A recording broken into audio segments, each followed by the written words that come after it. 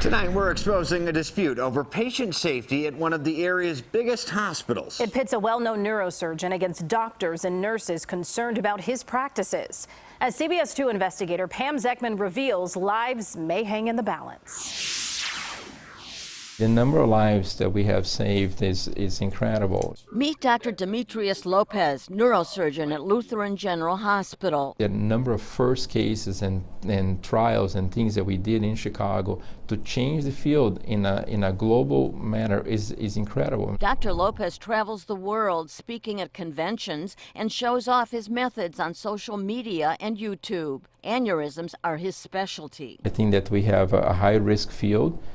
Not a lot of physicians are willing to be part of that. But some doctors and nurses that work with Dr. Lopez have concerns. There's cases of aneurysms that are best left alone. Those often were not left alone and resulted in harm to the patients. This doctor took the extraordinary step to break the hospital code of silence and talk to us as long as we concealed his identity. This physician does have some skills and is competent at his job, but he exceeds what is appropriate. This, I believe, results in patient deaths a couple times a year. He flagged one especially troubling case to state regulators. Blood loss in the procedure that was 20 to 30 times what we normally see. And he says he noticed a troubling trend. We began seeing much higher stroke rates. Some of the people you work with believe that you are a dangerous doctor. Are you dangerous? No, Pam. I mean, I made a tremendous difference in my field. He was scared. Anybody would be scared about surgery. Joanne Owens first met Dr. Lopez when he operated on her 66-year-old brother, Ronald Jedlinski. He died last February after his aneurysm surgery. Never expecting that the last time I hugged him that, I wouldn't see him alive again. Dr. Lopez told the family Ronald's aneurysm burst during the procedure. He wasn't done living, but that all changed. Joanne and her daughter have hired an attorney to find out exactly what went wrong. Meanwhile, insiders have highlighted other concerns. They claim Dr. Lopez regularly leaves patients anesthetized for surgery hours before he operates on them. Is it dangerous for the patient? Yeah, very dangerous, and that's one of the problems that I brought to the attention of the administration. Have you left patients waiting for you to do your procedure under anesthesia, sometimes for as long as hours? Absolutely not. This is not a conscious, this is not, nobody would ever do anything like that. This isn't just me, but many others complaining of the same things. 8 employees here at Lutheran General, including doctors and nurses, have told me they filed official complaints or expressed serious concerns about Dr. Lopez's methods and practices. Both Rush, where Dr. Lopez previously worked, and Lutheran General defend him.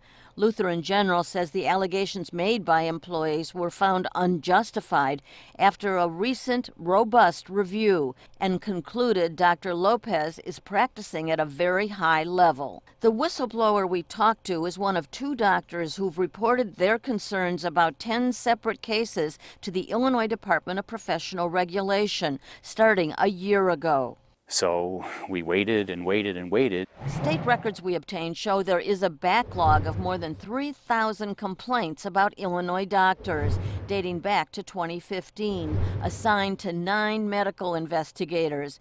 Their average caseload is 316 cases. This is my new normal. Pain every day. It just hurts all the time. 44-year-old Julie Pastorez is now suing Dr. Lopez and Rush Hospital for medical negligence for complications from her aneurysm surgery, charges Dr. Lopez denies. We're placing the first coil. Julie's lawsuit charges the device used to finish the surgery was used improperly. After the procedure, there were some complications with Julie's right leg. Julie had to return to the ER for emergency surgery by a different doctor. She was able to remove part of the product that Dr. Lopez left in Julie's body, and looking at the records, it saved Julie's life. The CBS 2 investigators also found 2 other medical malpractice lawsuits filed against Dr. Lopez on behalf of 48-year-old Billy Horn and 51-year-old Elda Heng.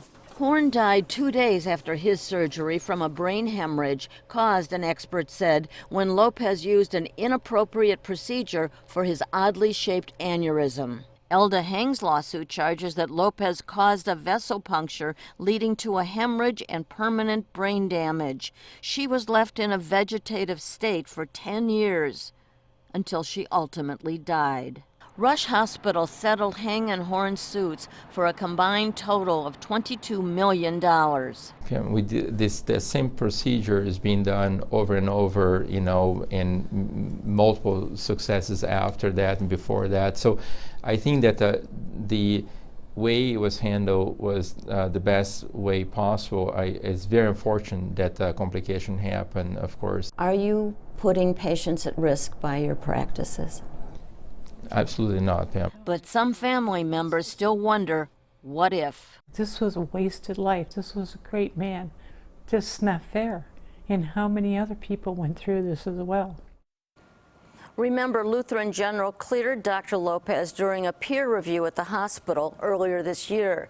Following our inquiries, the State Department of Professional Regulation says they have spread out the medical complaints for review by staff attorneys to help deal with the huge backlog.